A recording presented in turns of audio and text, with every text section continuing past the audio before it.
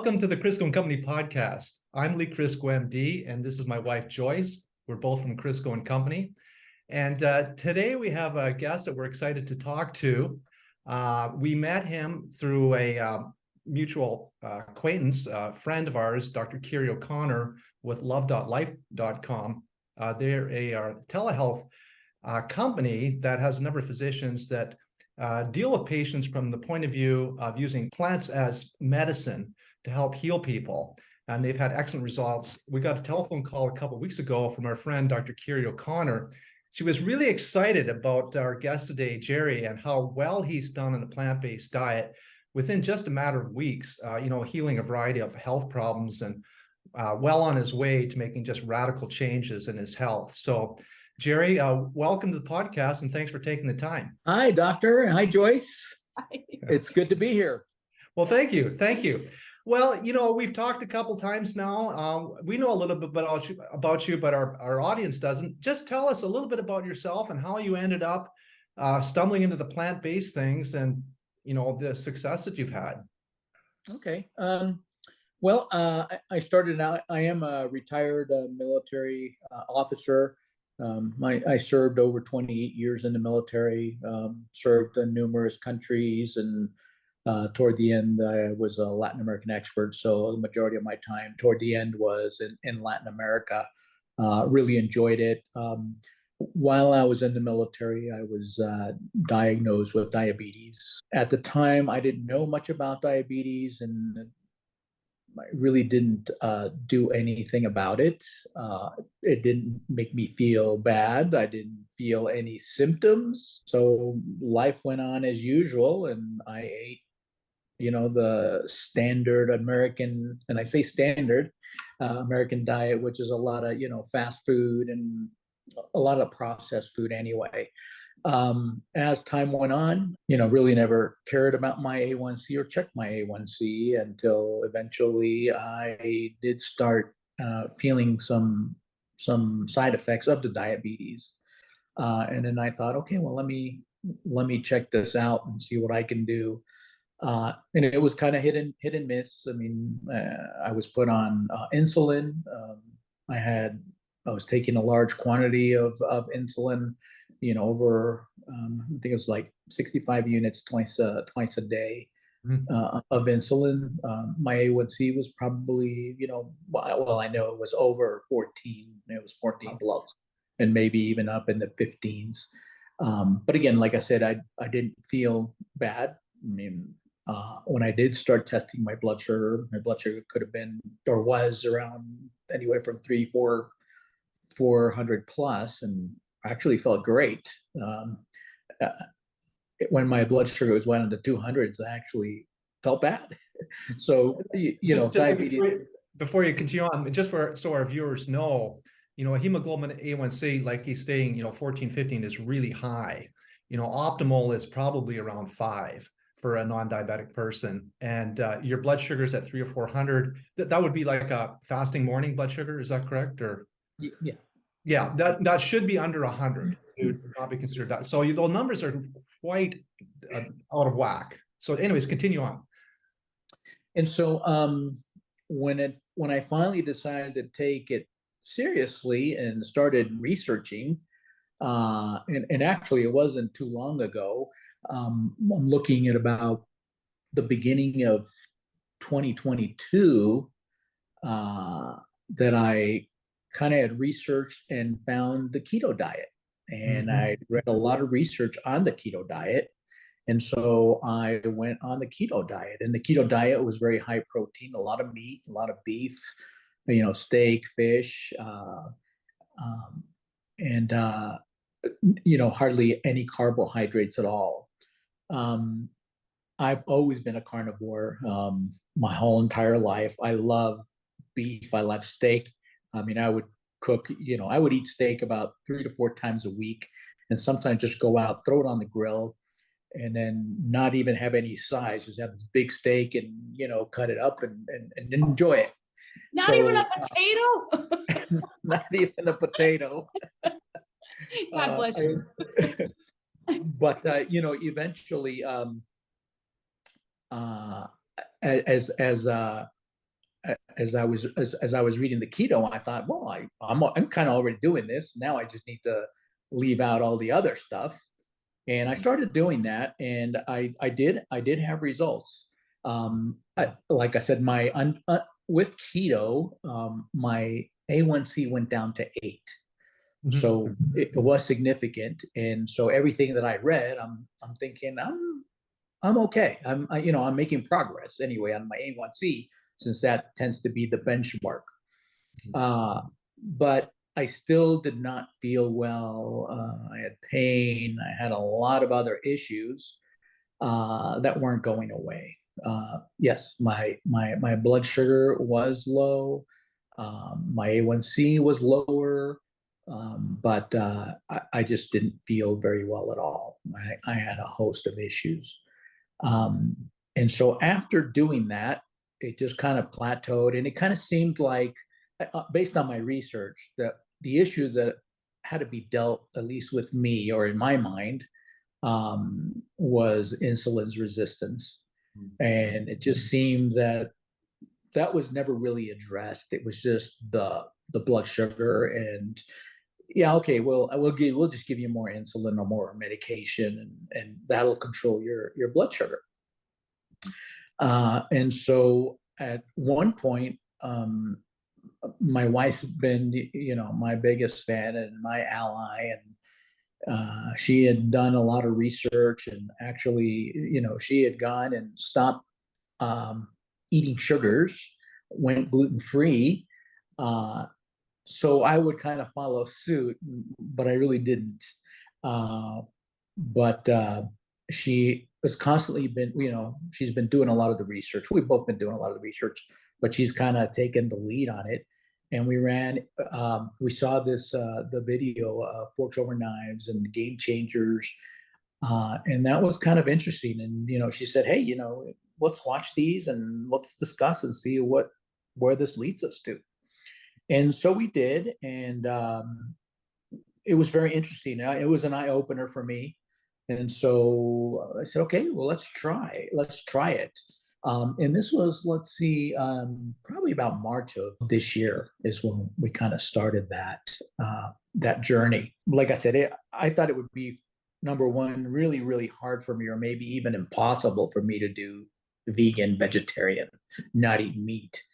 But at that point, like I said, I had started experiencing some ramifications of my diabetes, neuropathy, potential kidney issues, potential retinopathy, eye issues, things of that nature. And I just, like I said, I didn't feel very well in general. So we started the vegetarian or the vegan route. And so I did kind of give up the meat cold turkey. And I tend to do that. If I want to do something, I can do it, kind of cold turkey. And so I did do that. It was hard, but I did it. What I couldn't do is adapt to the new way of eating. A lot of beans and rice, and all this other, vegetarian foods. And I just had a hard time. I could tolerate salads, but I knew eating salads for breakfast, lunch, and dinner just wasn't sustainable. So we did a lot more research, and we ran across Dr.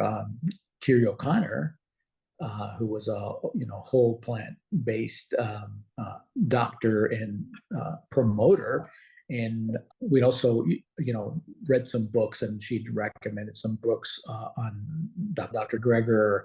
I think Mastering Diabetes, Cyrus and Robbie, and there was Dr. Neil Barnhart, and so on. And so we started looking at plant-based nutrition versus vegan versus vegetarian, and I didn't realize there were so many levels to it. I could be a vegetarian and eat gummy bears all day, kind of thing. But the whole plant-based was very different. We decided to do that after I had a meeting with Dr. O'Connor. She really kind of put us on the path, and also gave us a lot more clarity, and plus the research that we had been doing. I thought, okay. And what's interesting, I met the first time I met with Dr. O'Connor was basically mid-July. I think it was 17 July. So we're looking, about a month ago. I had a consult with her, and she was so thorough. I mean, very educational, and talked to me about all the different things. I had labs done. I basically sent her a log of everything that I was eating at that point. And so she was able to basically look at my labs, look at what I was eating, look at my activities, and so on, and basically kind of guide me from there. So it wasn't like many of the other things that I've experienced that are kind of almost cookie cutter, but it was very tailored.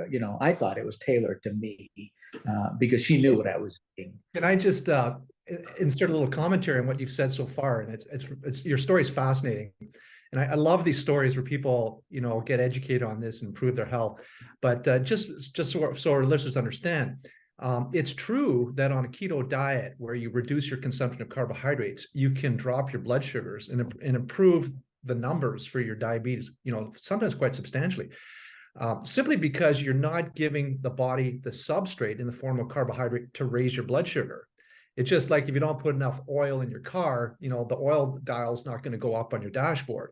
But it doesn't mean that there isn't a problem. And in fact, on a keto diet, which tends to be quite high in animal protein and fats, you will actually perpetuate and even worsen the insulin resistance. I'm sure Dr. O'Connor's probably explained this all to you, but just so our listeners understand. And so this is why, keto is so limited as far as producing long-term health. It makes it look like your diabetes better. You go on a keto diet for a while, you eat a couple bananas, and your blood sugar goes sky high, and you're there, and the response is there. That proves that the carbohydrates are the problem, but really it's all the fats primarily in a keto diet that cause the problem. And just getting back to the Love.Life, I think that they fill an incredibly necessary niche, and that their doctors are all well-versed in plant-based nutrition, which is something that the average doctor really knows absolutely nothing about. They'll even encourage things like the keto diet, not understanding what I just said. And so they fill a really important niche to work with people and actually truly build a basis of health for them. So we're big fans of Love.Life and Dr. Connor in particular. But anyways, continue on. Like I said, I've been basically about a month on the whole plant-based, not on, my ideas of what vegan or what whole plant-based was. So that was very beneficial to have her guidance and have her explain everything. And what's amazed me is the progress that has happened in 1 month. 1 month. In Wow. 1 month. All right, let's rattle this off. I'm dying to hear what's happened, Jerry. Well, when I started the program, my blood sugar was 7.9. So with the keto, it took me down to about 8. With doing the vegetarian vegan that I was trying to figure out, that my wife and I were trying to figure out, it took me down to about 7.9. I just had labs I think it was about a week ago, and my A1C was 7.1. So this is in a month. And for somebody, who's been in the 14 plus, this is amazing. I've never, been this slow, and while having diabetes. But the bigger things for me were the decrease in insulin. During this month, my insulin decreased. The long acting, the Novolog, went from 32 to 8. Oh. Excuse me, the Lantus from 32 to 8. The Novolog, which is the fast acting, went from 18 to 5. This is in a month. To me, that's just like, I'm floored. I can't believe that. And I've also had, I've been fortunate also, to be followed by the VA. There's a PharmD that, kind of monitors me and does, kind of the adjustments of that. Because when I started the whole plant-based lifestyle, I started having a lot of lows, and those are scary, low blood sugar. And that's why, the insulin, had to be dropped so much. And I was just like, what? From 32 to 5? I'll Did eat the a steak. farm, do you know anything about the plant-based diet? Were they versed in that at all? Or No, but very supportive. I mean, like I said, I tracked her through keto. I tracked her through vegetarian, and she was like, okay, what you need to, will adjust your meds. um, but I did ask her. I said, hey, listen, do you guys have any nutritionists that are whole plant based? And believe it or not, they found one. oh, And actually it does whole plant based. wow. And I had a first meeting with her again, just to get ideas, get recipes, and she's local. And so I'm starting to work with her also to get some other ideas. So, between Dr. O'Connor, the books, the cookbooks that I found, and, these folks, my provider, as well as, the VA folks, have been very helpful. I just didn't expect to find somebody who was well versed or knew about whole plant based, because many times when I talk to my providers, they go, "No, you can't do carbs, no carbs at all." Yep. And so my diet,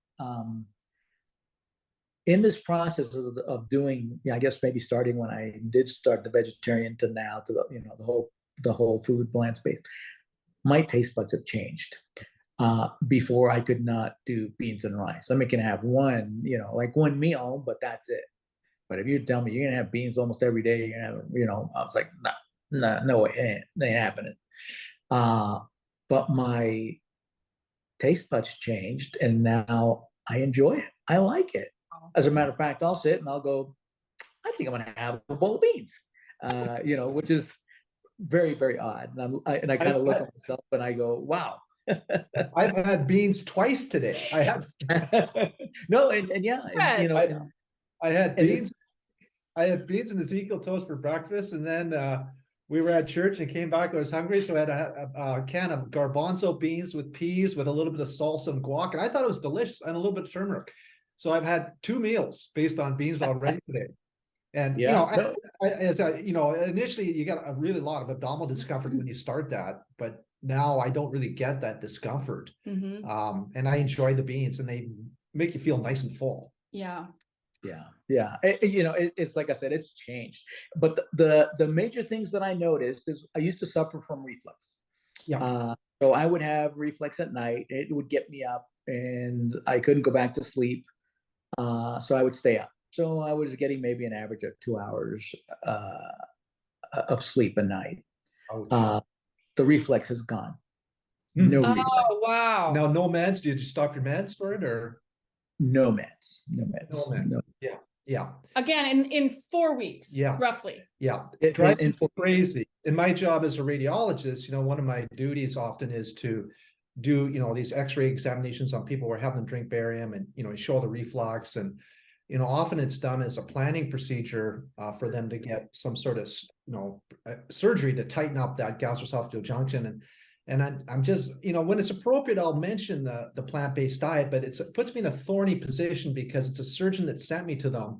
If I cure the reflux, through diet, they might be upset because they're losing money. But so I have to be very tactful about it.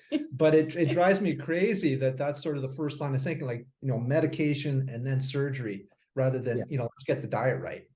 And I couldn't tolerate the medication. I mean, it just, the typical Nexius and all those, to me, it was like burnt hair. It smelled like burnt hair. It tasted like burnt hair. It was just hard, but no reflex and no medication at this point. Now I am sleeping through the night. One of the things that Dr. O'Connor did mention to me, I do have sleep apnea. So she said, do you use your CPAP? And I said, well, I try, which means every now and then. And then she really made a case for me that I should use my CPAP machine. And one of the things that did kind of convince me was she said, yeah, sleep apnea will take about 10 years off your life. And I was like, wow, and so I thought, okay, again, I can do things cold turkey. I started it and have been doing it. And from the first day that I did, I slept the whole night. And so now I've been sleeping my 8 hours the whole night.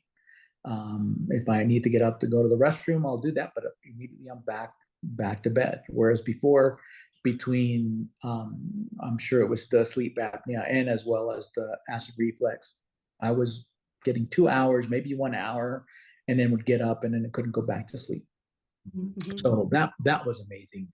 Like I said, the going the A1C from 7.8 to 7.1 and in 1 month. And so now I'm excited that I'm going to be in the 6, and I'm going to be in the 6 and potentially down in the 5. So Absolutely.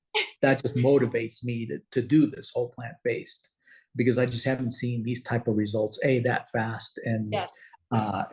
feeling good. I have a better mood. I am less tired. So I have a lot more energy. And and I gave up, when I started doing the vegetarian, I still had my little DQ meals, chips, diet sodas, movie popcorn, bread. But once Dr. O'Connor kind of made the case for me, I cut that out. And it's been amazing. And so my quality of life, my lifestyle has improved greatly. I am so much better than I was before. Even when my blood sugar went down during the keto, didn't realize that whole plant-based is different than vegetarian and vegan. Right, for sure. I Mhm. mean, vegan just means you're not eating animal products, but you can still be eating junk food. Mhm. Right. Oreo cookies and Jack Daniels are vegan. Mhm. So the important thing is to be whole food plant-based. But just getting back to your sleep apnea, it's only been a month. I mean, who knows? Maybe that'll correct as well. Just have to give it some Yeah. time. So, Jared, I really wanted to talk a little bit about, you didn't go into this obese. And I think this is really important for our listening audience to understand. A lot of us are under this impression, and of course it's true.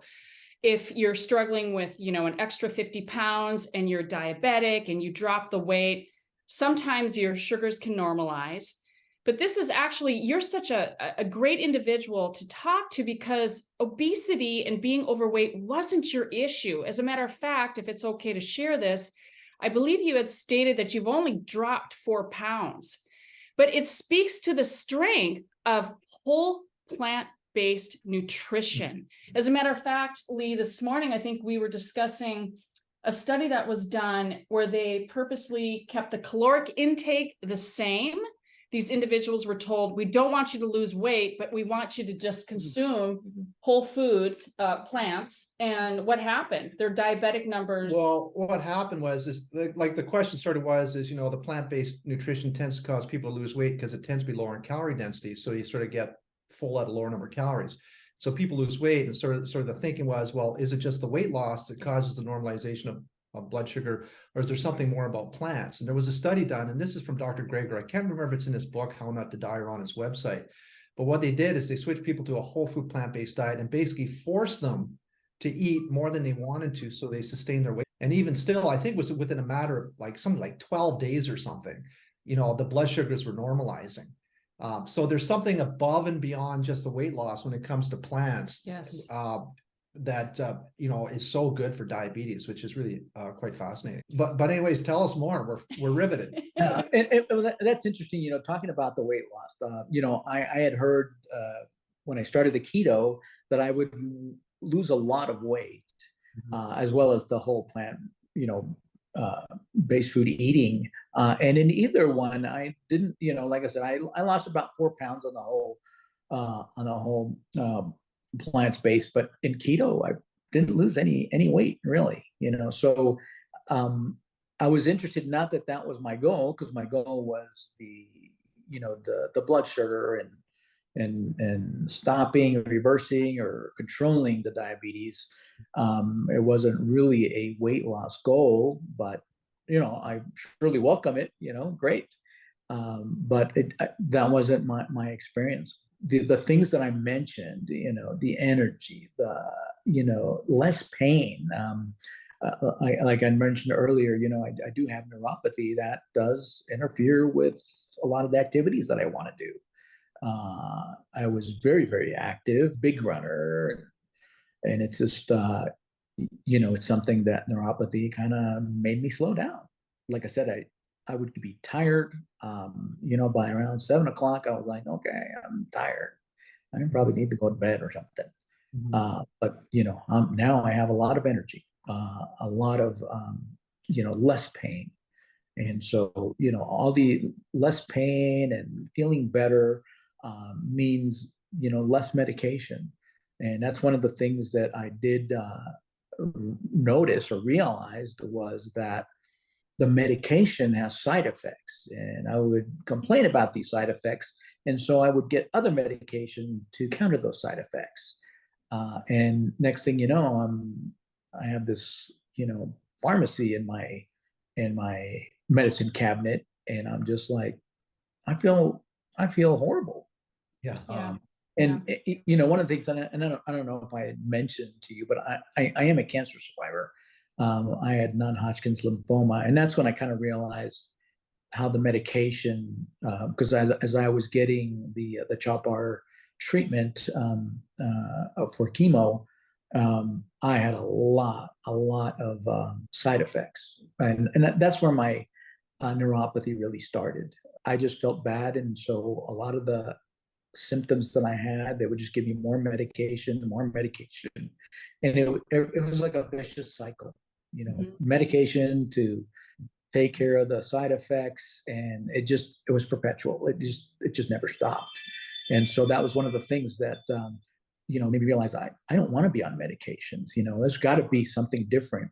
And I think that was the motivation for my wife and I to kind of look, and that's how we, like I said, stumbled. Going from keto to vegetarian to vegan to whole plant-based. Yeah, well, by being on the plant-based nutrition and getting your diabetes under control, like one of the problems with being diabetic is it does increase the likelihood of getting cancer, and malignancies. So I'm sure you're improving your prognosis by getting that under control. But one thing that, we've noticed that's different about the whole plant-based world, as opposed to other approaches to diet, the focus with other diets is, basically just weight loss. But the focus with the plant-based thing is really, this is about your health. And oh, by the way, you're going to lose the weight too. It's like a secondary consideration. Like a bonus. It's a bonus. Yeah. It's not the main focus. It's the bonus. And also, like, most diets are temporary. You can't really, you can't do them long term. They get too unpalatable. The trouble with cutting your carbs or cutting your calories is, after a while, the longer you do it, the harder it gets. But with the plant-based nutrition, the longer you do it, the easier it gets. And it just becomes second nature after a while. And really, too, Jerry, you're speaking to what we like to call a whole food plant-based lifestyle. Because isn't it funny how what you eat actually impacts so many different aspects of what it means to wake up and have an enjoyable day? Wow, I was well rested. I'm feeling great. My neuropathies are going away. I'm hardly taking any medication. So it's really a lifestyle. It's not just a diet. It's a lifestyle. Yeah. And it's great your wife's on board with the whole thing too. Oh yeah. Yeah. She's been my champion. And like I said, she's very healthy. She doesn't consume sugar, and she's on board with me with the whole plant based lifestyle. And, she's a great cook. So she makes some great meals. And, I joke around with her because she'll make something. I'll go, this is great. Just when I was just about to jump ship, I do that, jokingly with her, but it's we really, we're enjoying it now. And I've always heard carbs are your enemy, and when I was doing the logs of what I was eating to send to Dr. O'Connor, some meals had carbs that were 130 140 carbs in a meal. Let's say if I was having, like, one was rice, and don't do the white rice, but I like the wild rice. Don't care too much for the brown rice, but the wild rice with beans and cabecitas, which are zucchinis and other vegetables. A bowl of that was, I think it was about 130 or maybe higher carbs, and I'm like, wow, this should, like, put me through the roof, and ate it. and I checked my blood sugar, and it didn't spike it. And then I'm looking at, when I was doing keto, I think I was below 30 or even less carbs per day. And now, I'm easily over 100 grams of carbs at meals. Eating fruit under keto, you really couldn't eat fruit. I love fruit. So, I mean, I'll have, all my favorite fruits, which are the berries, watermelon, and I remember, and it's interesting that how, I guess, your body adjusts. In the past, if I would have had watermelon, it would have spiked my blood sugar through the roof. Sure. But eating the way that I'm eating now, it doesn't. And I remember reading or my wife and I were looking through a book, and I can't remember who exactly it was. And I know Dr. O'Connor also said to me, eat greens at every meal. Mm-hmm. And so I thought, okay, and so how do I do that? And so I would get, the mix of kale, spinach, blah, blah, blah, kind of chop it up. And then in whatever meal I was having, I would add that on, or just sometimes just put a little bit of lemon juice and salt and eat it, kind of like a little side salad, if you will.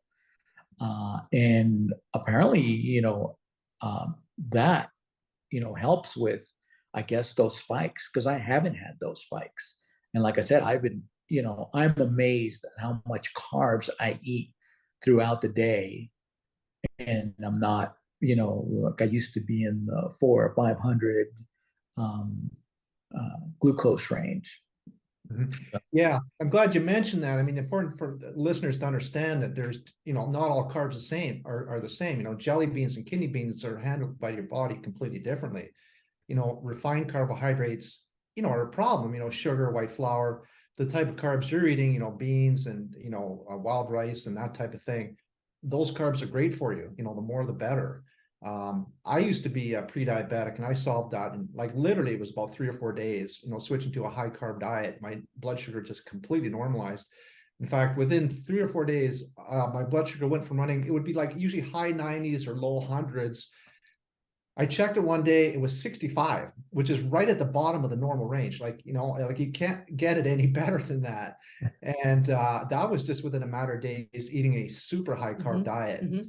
And as for the greens, we agree with you. Like, we're big fans. We've got a garden going, and we've got tons of kale. So lately I've been having these huge green smoothies, packed with kale. But, even when we don't have that, like in the winter and stuff, like we still have greens. She likes Brussels sprouts for breakfast. For breakfast. Really? Wow. Jerry, like you, I was a carnivore. I mean, I grew up on a dairy farm. I mean, I had whole milk on my cornflakes, steak every night. I never would fathom that I would crave collard greens and broccoli sprouts or broccoli for breakfast. Yeah. I mean, I was like pancake. One thing I did, two things I wanted to just question you and comment on, going back to the healthy carbs, the bad carbs. When Lee and I were at a Plant Strong conference, this was over a year ago, we met two women that were insulin dependent diabetics. Within 3 days, we would all congregate around the same table every breakfast during this conference. 3 days into this conference, they sat down. We had to cut our insulin in half within days. Within days. It was absolutely mind-boggling. And I can't thank you enough for coming on this podcast today, because what Lee and I hope to do is really get this message out to the masses that you can reverse your diabetes, that carbs are not the enemy. It's actually the fat in the meat. And as you had suggested or read Mastering Diabetes, and as you know through the teachings of Dr. Kiri O'Connor, people just don't understand that actually what you've done is you have addressed the underlying root cause to why you're not insulin sensitive. Mm-hmm. Cells consume, they look to two sources of energy, right? They look at sugar, fructose, glucose, right? Or fats. When our cells become so bloated with all the fat that the standard American diet serves up every day, the only thing that they can do is they can't say, hey, I don't want any more fat. What they can do though, is they can say, you know what? I at least can control the sugar intake. I'm going to pull down my insulin receptors. And hence begins this awful cycle of you losing your insulin sensitivity and you become diabetic. So then everybody, what do? They start to monitor their sugar levels, right? What's my sugar levels? And their carb intake. And their carb intake. And they're looking at the wrong thing. They're not actually reversing the disease state. You got to flush out that fat. And the only way to do that is to introduce healthy carbs. The other piece, Lee, that you oftentimes talk about is fiber and the critical importance of fiber. And it's probably, Jerry, one of the reasons that you can eat a high carb meal, and check your blood levels, and you're not spiking like you normally would see, because all the fiber that's in the healthy plant foods can slow the absorption, and it's really good for your gut biome. Yeah, totally agree. That's where that was at that Plant Strong conference in North Carolina. That's where we met Dr. O'Connor, and so we've stayed in touch since that time. But great, we're excited to hear your story. Maybe we'll check in with you again in a few months and just see how you're doing. Yeah, I'm excited, with the progress, and I'm motivated, and so the better I feel, and the less insulin I use, the less medication I use, it just motivates me to stay on this journey. And it's, we've adapted, like, I like movies, so I always used to get popcorn at the movies. Well, now I take my salad to the movies and I'll eat my salad. That popcorn is loaded with butter and stuff. But and do you have any thoughts on this latest kick of the carnivore diet? Have you heard of that, where you eat nothing but meat? I heard of that, and when I first heard of it, I said, well, it kind of sounded like me a while back. Like I said, when I would cook, because I would cook these steaks, or I would my wife would cook these chicken thighs and bratwurst and put them in the fridge. So as a snack, I would just go in the fridge, get a chicken thigh or a bratwurst and eat it. So, I mean, not intending to do a carnivore diet, that's kind of what I was almost doing. And one of the things that I did read in all the research, it is the fat. And in the keto, and I'm sure I'm not very well versed on all the details of the carnivore, but you consumed a lot of fat. I mean, I remember putting coconut oil in my coffee, and I think that was called the bulletproof coffee. That's right. I did that for a while too. Was it butter too? They put butter and a coconut. And coconut, yeah. Oh, coconut oil. I never did that. Gross. And I mean, and so fats were fine. I mean, I love butter, or I loved butter. And so, I was fine. But that is one of the big culprits in insulin resistance. Exactly. And so, it took me a while to learn all these things. And now I am, experiencing it firsthand, and just kind of seeing how it makes me feel. Like I said, it's, my quality of life has improved significantly. Yeah. Well, the thing is with the keto diet, the carnivore diet, it's kind of all the rage right now. And a lot of people are doing it, and they'll say, well, I feel great. And some of these people are young and they're fit, and, they're lifting weights, and they say, well, what could be the problem? I feel great. But the thing is, it doesn't mean that you're not building up plaque in your coronary arteries, and you probably are, and that you couldn't just drop dead. And the first symptom in about half cases of coronary disease is sudden death. And then it's too late, obviously. Meanwhile, becoming insulin resistant, as you were, getting diabetes, which could lead to all these problems, neuropathy and blindness and kidney failure, blah, blah, blah.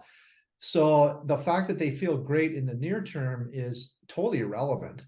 That's not a recipe for good long-term health. One thing I wanted to round back, though, because this is what I'm hearing from you, Jerry, I'm hearing hope, and we're hopeful. I mean, the goal for most diabetics in this country is actually complete disease reversal. It is a possibility, as Mastering Diabetes, Cyrus and them have showcased.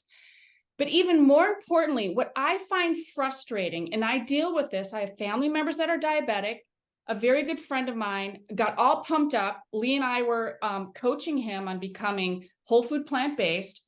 He went to his general practitioner, and the first thing this physician told him was, oh my God, you can't have any fruit. And it really derailed his initiative, and he's still struggling. He's got a number of stents. It's a really scary situation. What I wanted to underscore, and we'll let you have the last comment here, is the fact that Love.Life Telehealth, they're very unique from this perspective. Lee's a physician. I've worked in the healthcare industry my entire career. What we've noticed is a trend towards the doctors being able to give patients maybe 10 minutes. And the whole time, they're supposedly talking to you. They're actually typing away at their laptop. Can you sort of speak to the fact that Dr. Curie O'Connor, I'm willing to bet, has spent a lot of time with you? Precious time, like literally hearing your story, hearing what your concerns are, educating you. And that's really the beauty of Love.Life Telehealth. By the way, they are in all 50 states. So can you sort of speak to sort of how it's been a unique and different approach? One of the major things that I realize is that when she deals with me, it's tailor-made. She is dealing with me as an individual, not as a population of, okay, you're a diabetic. Like my experience has been with other providers, endocrinologists, whatever, that, okay, this is kind of like, you're a diabetic, so this is kind of like the little mold. And so you're going to go on this and you're going to have, these medications, blah, blah, blah. With Dr. O'Connor, it's been very specific. Like I said, she wanted to see a log of what I ate every day for a period. So I did that, send it to her. We did labs that I'd never even heard of, and she is very good at explaining everything and why we're doing these labs, and that the combination of this lab and this lab and this lab indicates that you have this, and this is how we correct this. I mean, I feel like she cares for me. I feel like one of her peeps. Yeah. And not only that, but I also, she's made it very clear that I can message her anytime about anything, which you really can't do with with an outside provider, whether it's an endocrinologist, even your PCP. She is like, anything, any questions, any thoughts, any whatever, and I have, and she immediately answers back any questions that I may have, anything. And so her, and like I said, this for me at the VA is kind of like the same way. I mean, most endocrinologists you see every 6 months or something to that effect, or every 3 months. Earlier, between Dr. O'Connor and this other person, they're constantly in contact with me, seeing how am I doing. I have a CGM, so they're able to log in and look and see what my blood sugars are doing. Dr. O'Connor can say, look, hey, I see this. Try doing this because this is happening here. During these hours, you tend to spike. Okay, let's look at your log. Why is it doing that? And we just do a deep dive into my health, into my diabetes, into I mean, she's not like my diabetes doctor, but she's my overall doctor for good health. And so all these other things, like I said, the CPAP, didn't even think about it, but it's made a world of difference. And she made a case for me that I need to be on that machine. And a lot of providers that I see are like, no, you can't have any carbs, and you'll be on insulin for the rest of your life. Yeah. That's just the way it is. And it's like, okay, I mean, and if you don't know anything, and if you don't go out of your way to research or figure out something, you're on that train. Right. It's for the rest of your life. For sure. Well, one thing we know about Dr. O'Connor is I think the thing that really makes her tick and motivates her, it's not just about just churning the patients through, but like actually getting results and making people better. Oh, yeah. That's what drives her, just as it's what drives us. We want people to be healthy.